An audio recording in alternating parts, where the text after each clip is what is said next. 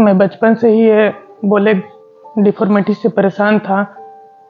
काफ़ी मैं इसके बारे में रिसर्च किया। मुझे फिर पता चला अमित सर का यूट्यूब चैनल, मैं उन्हें 3 साल से फॉलो कर रहा हूँ। इसके बाद पैसे की कमी के कारण यहाँ नहीं आ पा रहा था।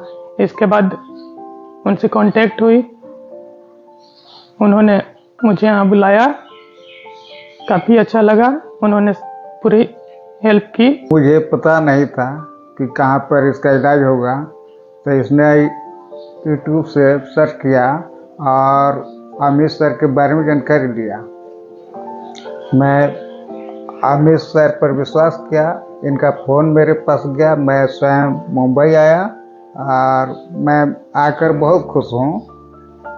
बच्चे 2 माह के बाद जाएगा, बच्चे भी ठीक है, एक पैर का सर्जरी हो चुका है, एक माह बाद होगा। लोग तरह तरह की बातें कर रहे थे मुंबई के बारे में, मैंने विश्वास नहीं किया और खुद आके देखा। अमित सर पर विश्वास करके ये मुझे बहुत अच्छा लगा।